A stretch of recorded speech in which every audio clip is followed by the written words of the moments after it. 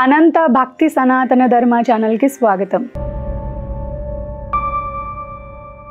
ఓం శ్రీ గణేశాయ నమః. ఓం శ్రీ సరస్వతియే నమః. ఓం శ్రీ గురుభ్యో నమః. శ్రీ గణేశ పురాణంలోని వరదాఖ్యానం అనే 37వ అధ్యాయము.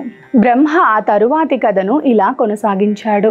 ఓ వ్యాస మునీంద్ర, అలా అనుష్ఠానానికని వెళ్ళిన గృత్సమదుడు తపమాచరించడానికి తగిన ప్రదేశాన్ని అన్వేషిస్తూ అరణ్యాల గుండా వెళ్ళసాగాడు. ఒకచోట పుష్పకమనే అతి రమణీయమైన వనాన్ని కనుగొన్నాడు.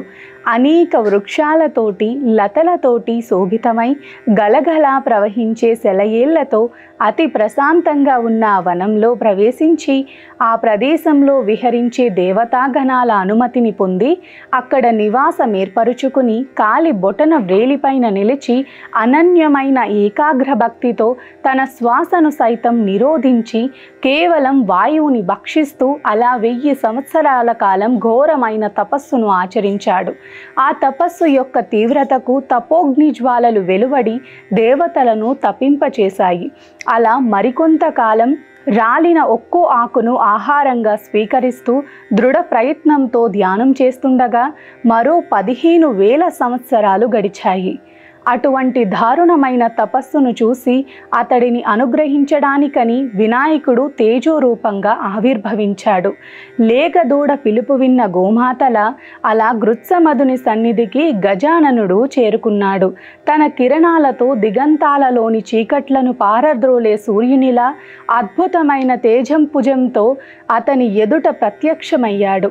ఆ దివ్యమైన రూపం ఎలా ఉన్నదంటే చేటల వంటి చెవులు చలిస్తుండగా మదించిన ఏనుగుల ఏకదంతాన్ని ధరించి తొండమును విలాసంగా అటూ ఇటూ విసురుతూ శిరస్సున చంద్రకళను ధరించి కంఠాన పద్మముల మాలతో చేతిలో తామరతోడును ధరించి సింహవాహన రూఢుడైన స్వామి 10 చేతులతోనూ కుంకుమ అంగరు కస్తూరి కలిపిన గంధముతో పూయబడిన దివ్యదేహంతో సర్పయజ్ఞోపవీతాన్ని దాల్చి సిద్ధి బుద్ధి అనే భార్యలు చెరో ప్రక్కగా ఉండగా ఇది అని నిర్వచించలేని అనర్విచనీయమైన రూపం ఉండి కూడా భక్త కోటిని అనుగ్రహించేందుకై లీలగా సగుణ స్వరూపమును దాల్చి ఆ గృత్సమదుని ఎదుట సాక్షాత్కరించాడు. అప్పుడు అపారమైన తపస్సుతో వెలిగే ఆ ముని తేజస్సు గణేశుని ఎదుట వెలతెలపోయింది. ఆ దర్శనానికి దిగ్భ్రమ చెందిన గృత్సమదుడు భయచకితుడై ఇది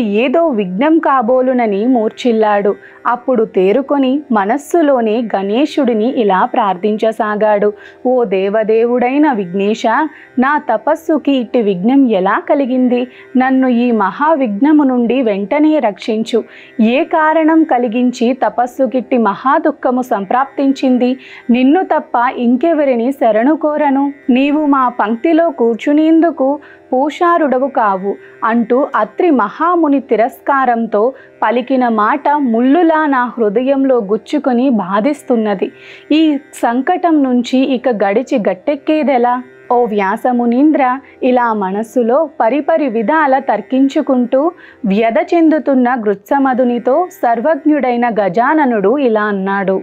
నాయనా, నీవు నా భక్తులందరిలోకి అగ్రస్థానంలో ఉన్నావు. నిన్ను అనుగ్రహించదలిచి వచ్చిన నీ ఇష్టదైవాన్ని వరమీయ వచ్చిన వేల్పును గజాననుడిని నేనేనయ్యా. ఎంతో తపోనిష్టా గరిష్ఠుడలైన సనకాదులకు సైతం దర్శన దుర్లభమైన ఈ నా స్వరూపాన్ని నీ యందుగల ప్రత్యేక అనుగ్రహంగా కనబరిచాను. కనుక నీవు సకలమైనట్టి భయ సంకోచాలను వీడి నీ మనోభీష్టాన్ని తెలుపు.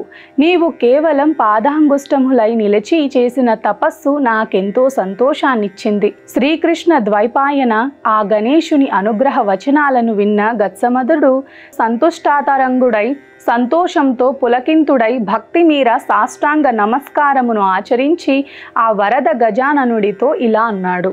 ఓ పరమానుగ్రహమూర్తి వరద విఘ్నేశ, నీ అమోఘ సాక్షాత్కారం చేత నా జన్మ, నా తపస్సు, నియమాలు సఫలమైనాయి.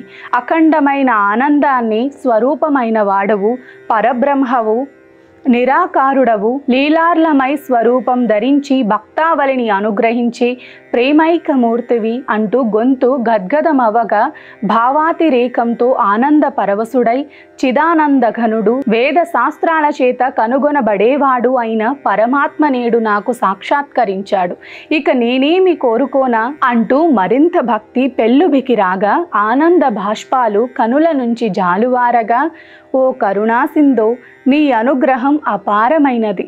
భవసాగరాన్ని తరింపచేయడానికి తారకుడవి అయిన ప్రభు, 84 లక్షల జీవరాశులలో మనుష్యుడు ముఖ్యుడు. అందులోని చతుర్వర్ణాలలోనూ బ్రాహ్మణ జన్మ, బ్రాహ్మణులలోనూ జ్ఞానులు, వారిలోనూ అనుష్ఠాన పరులు, అట్టి అనుష్ఠాన పరులలో బ్రహ్మవేత్తలు శ్రేష్ఠులు.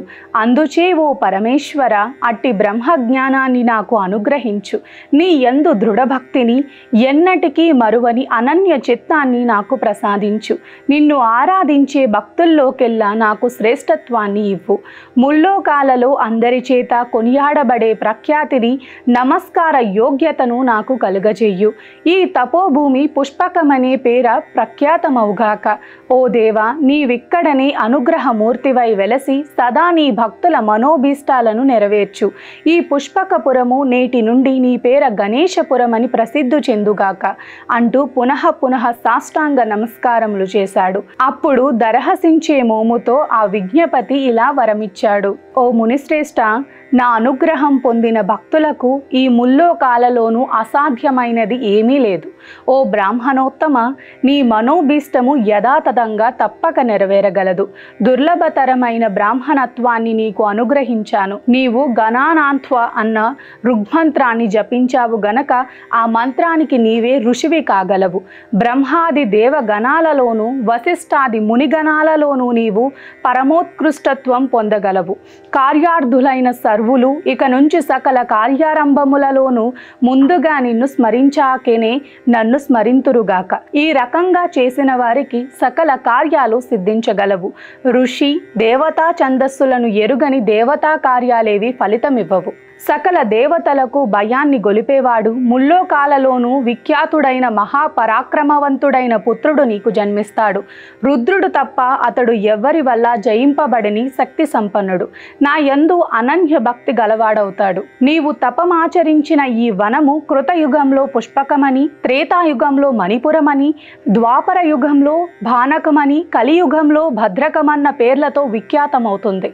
ఇచ్చట స్నానాధికాలు చేయటం వల్ల సర్వులకు సకల మనోభీష్టాలు సిద్ధించగలవు. ఓ వ్యాసమునీంద్ర, ఇట్లా వరదుడైన గజవదనుడు ఆ మునికి విశేష వరాలను దయతో అనుగ్రహించి అంతర్హితుడైనాడు. ఆ తరువాత అక్కడ ఒక చక్కని గణేశ ప్రాసాదాన్ని నిర్మించి అక్కడ వరద గణపతి మూర్తిని ప్రతిష్ఠ చేశాడు గృత్సమధుడు. గణేశుని అనుగ్రహం వల్ల దీనికి సిద్ధిస్థానము అన్న ఖ్యాతి కలిగింది. అప్పుడు ఆ ముని భక్తిభావ సమన్వితుడై ఆ వరద గణపతిని చక్కగా పూజించాడు. ఓ మునీంద్ర, విఘ్నరాజు యొక్క ఈ వరదాఖ్యానాన్ని ఎవరైతే వింటారో, పఠిస్తారో అట్టివారు సకల అభిష్టాలను పొంది గణేశానుగ్రహం వల్ల మోక్షం పొందగలరు. ఇది శ్రీ గణేశ పురాణం ఉపాసనా ఖండంలోని వరదాఖ్యానం అనే 37వ అధ్యాయం. నమస్కారం. సర్వే జనా సుఖినో భవంతు. లోకా సమస్త సుఖినో భవంతు.